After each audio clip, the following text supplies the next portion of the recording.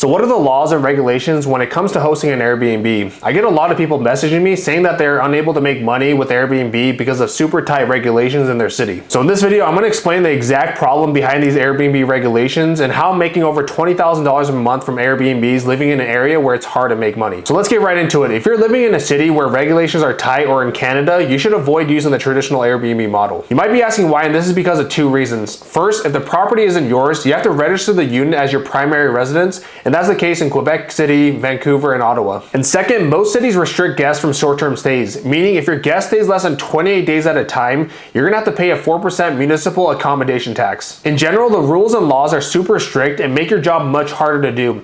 And the only solution to do this is by owning the actual property and then putting it on Airbnb, which you can totally do, but that goes against the purpose of subleasing properties, right? There are still other solutions, so if you stick till the end, I'll show you how to do it. Now, when it comes to the US, you shouldn't even bother trying to get properties in cities such as Garden Grove, Denver, Arvada, Colorado, Roseville, California, and so forth. Because if you get into a city where it's heavily restricted, more often than not, it's a disaster waiting to happen. The city government has already made up its mind. So you end up losing your Airbnb sooner or later due to tight regulations. For example, the Philly Council released super tight regulations. And as a result, a lot of hosts had to completely wipe off their Airbnb properties and they lost millions of dollars because of just a few documents. And here's the thing, I don't want this to happen to you. So I've made this report, which includes 1,000 cities with and without regulations for you to research. With this report, you'll be able to identify which places you should avoid. So if you want to avoid losing your money and invest in the right location, just send me a message on Instagram at the Legacy Investing Show with the word 1,000 cities report, and I'll send it over. So with that being said, what should you do if you're in an area where Airbnbs are illegal, or the regulations are super tight, or the market is just not profitable? The solution is simple. Learn the strategies and methods to set up a high-performing Airbnb from the comfort of your own home. But you might be thinking, but Preston, I don't want to invest tens of thousands of dollars into a property I've never seen, or if the property isn't close to where I live. And I understand that, but if you live in a part of the country or any other city which lacks profit potential or has really strict laws when it comes to Airbnb, you have no other choice but to look for properties in other states. Take me, for example. I live in the Salt Lake County area and there's a lot of strict laws against Airbnbs here. But once I found out about the potential of Airbnb, no regulation or law could have stopped me from moving forward.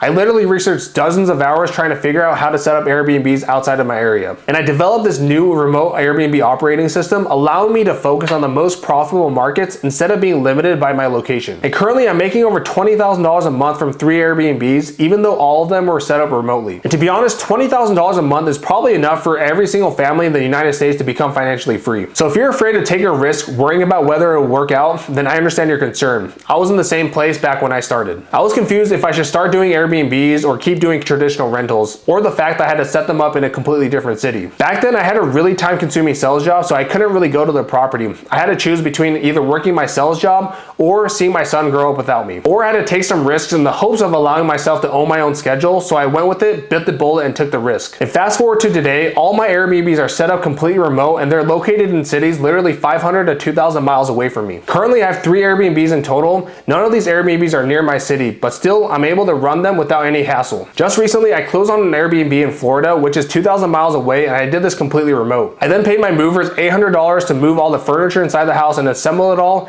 and then I had my cleaners go and clean and verify the work for $300. And again, I managed this whole process back home in Utah, and I assembled my team of cleaners, movers, handymen, even before I closed on the property, and it made this process very smooth. So keep this in mind, the laws and regulations can be different from one city to another, but the principles and strategies of how to set up an Airbnb remotely stay the same throughout this world. All you need to do is learn and apply.